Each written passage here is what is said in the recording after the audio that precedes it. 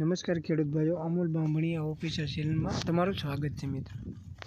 મિત્રો શેણાની ખેતીમાં પણ ઘણી બધી કાળજી લેવી પડતી હોય છે. મિત્રો અત્યારે શેણાની અંદર હાલમાં જોઈએ તો જે ડોડવા ખાનારી છે, પોપટા ખાનારી ઈયળ, જે લીલા ઈયળ આવે છે, તેનો પ્રકોપ જોવા મળે છે. મિત્રો અને વધારે પડતું જો એનો પ્રકોપ હોય તો મિત્રો ઈયળ છે તે ડાળી પણ ખાઈને હેઠી અડધી ડાળી ખાઈ જાય ને અડધી હેઠી પડી જતી હોય છે. મિત્રો એટલે જો આનો આપણે અટકાવ ન કરીએ તો 20 થી 25% આપણને નુકસાન આવે છે. મિત્રો આ માટેથી જો આ લીલી ઈયળ વધારે પ્રમાણમાં હોય અને હાવ ઓછા પ્રમાણમાં હોય તો પ્રોફેક્સ ઉપર આવે છે તેનાથી પણ અટકી શકે છે.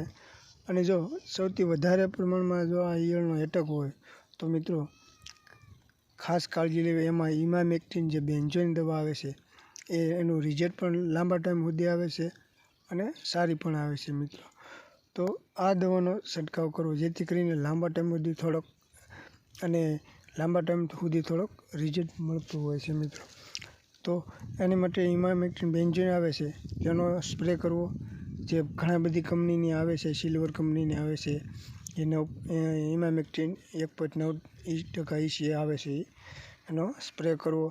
અને સાથે જે ફૂલ અવસ્થા છે, દોડવા અવસ્થા છે, એટલે માટે ફૂલ માટેની દવા, જો કોઈ પણ દવા હોય તો હ્યુમિક એસિડ અથવા ફોલિક એસિડનું પણ સાથે મિક્સિંગ હોય તો છંટકાવ કરવો જેથી કરીને જે દોડવા હોય એનું ડંઠળ પણ મજબૂત બને અને સારું બને, જેથી દાણો સારો ભરાય. એ માટેથી એનો પણ સાથે સ્પ્રે કરવો. અને એક ફંગીસાઇડ દવા જે કોઈ પણ હોય મિત્રો તો સિસ્ટમિક એક ફંગીસાઇડ પણ લઈ લેવી, જેમાં કાર્બેન્ડિઝમ અથવા મેન્કોઝેબ જેનું મિક્સિંગ આવે છે તે પણ સારું આવે છે.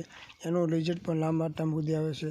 એટલે સિસ્ટમિક દવા આવે છે તો આનો પણ સ્પ્રે કરવો. અને જે ઈયળ છે અત્યારે ખાસ કરીને દોડવા ખાઈને જે અંદર ગળીને દોડવા ખાતી હોય છે અને નુકસાન કરતી હોય છે અને ડાળું પણ કાપી નાખતી હોય છે, પાન ડાળું બધે ખાતી હોય છે.